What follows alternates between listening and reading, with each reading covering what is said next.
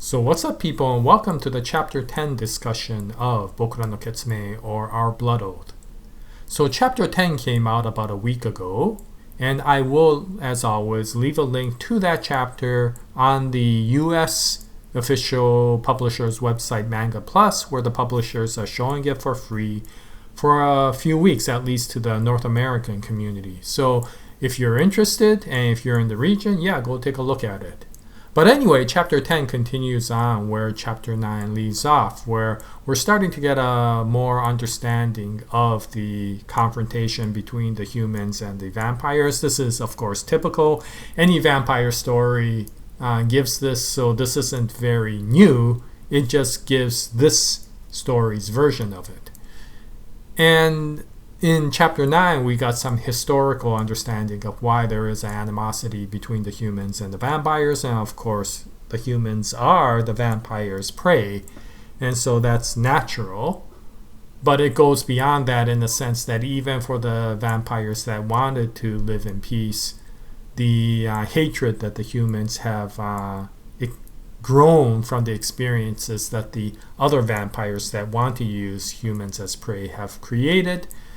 There is an incredible amount of hatred even to the peaceful vampires, and that has stoked the hatred overall to the humans and a great confrontation between the two.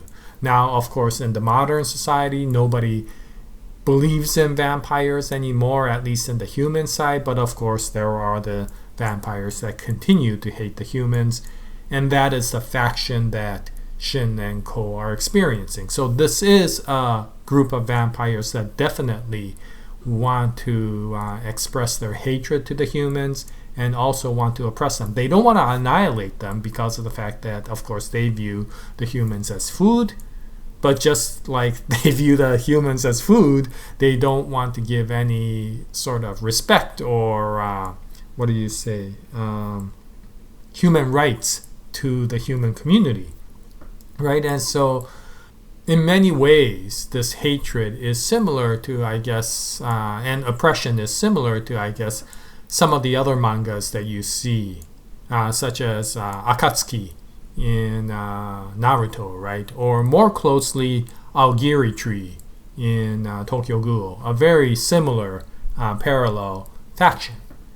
And what I don't know is how the two vampire communities, the ones that want to live in peace and the ones that want to oppress the humans, think of each other. I know there is animosity between the two, but is there an all-out war between the two? It doesn't seem to be that way, but definitely there seems to be a side from at least the ones that want to oppress the humans, that if any of the vampires that want to live peacefully get in the way, then they will take him down. And so that does give some explanations of why they kidnapped that vampire girl, maybe twofold. It's not just to troll Shin and Ko, but to send them a message of don't get in our way.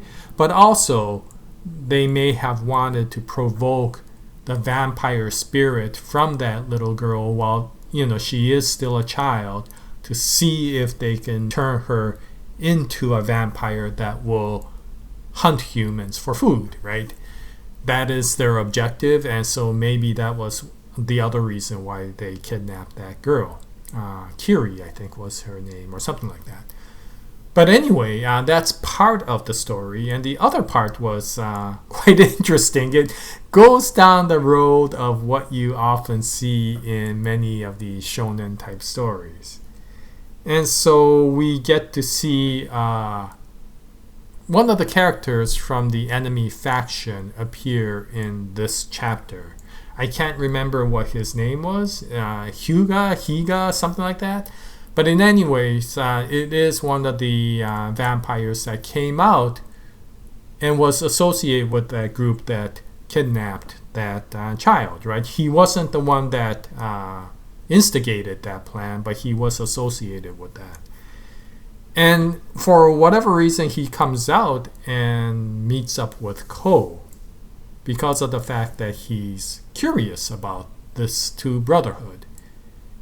And what's interesting is we do get a further confirmation that Ko is from some sort of royal blood because of the fact that, yeah, even though they are enemies, this gentleman calls Ko Your Majesty, which seems to indicate that there was a royalty to which maybe the vampires, even the enemy vampires, looked up to and served under, but that was something in the past.